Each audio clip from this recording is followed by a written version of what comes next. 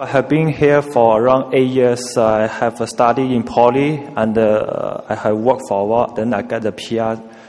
I can see I have more friends here than in China, but I still cannot feel it's my home. In Chinese, we have a word called 安居乐业.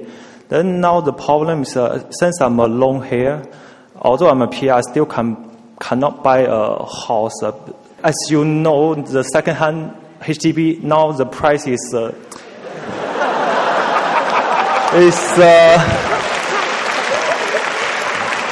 it's actually approached the price as a condominium. So what I think for the attractive point for foreign talent is actually the house. So I want to know whether can do something to yeah.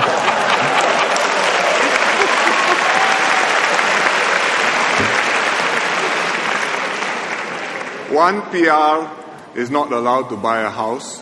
Yes. Two PRs can buy a resale flat. Yeah, second hand. One PR and one citizen can buy a new HDB flat. Okay.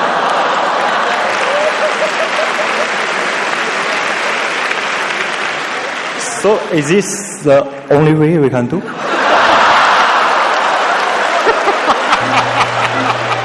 And therein lies one of the differences between being a Singapore citizen and a permanent resident. Singaporeans are entitled to more benefits and subsidies from the government than PRs. In a 2-hour-long ministerial forum held at Nanyang Technological University on Tuesday, Prime Minister Hsien told 1,500 students that the interests of citizens will always come first. He said having foreigners live and work here is for the benefit of Singaporeans, not foreigners. Foreign workers and the non-Singaporeans are creating more opportunities for all of us, and indeed creating better opportunities for Singaporeans. Because they are doing jobs and taking shifts that Singaporeans don't want or will not take. And because they are here, so we have companies in Singapore which become viable and which can operate here. If we didn't allow factory workers to work in our wafer fab plants, we would not have jobs in the wafer fabs for the engineers and technicians and the managers, many of whom are Singaporean. In recent years, Singapore has seen more than 100,000 foreigners coming here per year, but this was because the world economy was booming. We made the maximum headway we could by bringing in the workers, by growing our economy, and by accepting PRs and new citizens when we are in demand and people want to come and settle here. But we will not continue to admit people at this pace. First of all, we cannot expect to continue booming as we have done up to 2007. We always knew that we couldn't sustain this inflow indefinitely, although we also knew that over the long term, we need to bring in a continuing flow of immigrants. But we have to do it in a way which is mindful of how quickly our society can absorb and can integrate these people, the new arrivals, and to keep the tone of our society.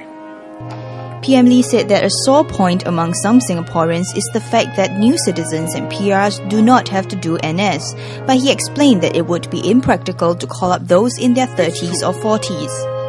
It's true of the first generation arrivals. They come as adults.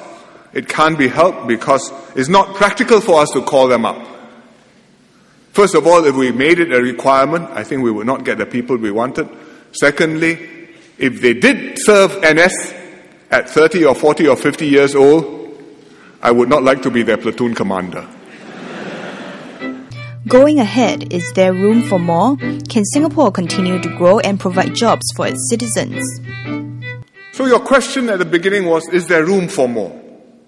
And the answer I've tried to give you is, it depends on you. The government will strive to create the preconditions for Singapore to stay competitive over the long term. But we rely on each new generation to push out the boundaries, pursue causes that you believe in, volunteer, serve in the community or in NGOs, venture into many fields, including politics. Dare to dream. Surprise yourself with what you will achieve, and therefore create a better future for all of us.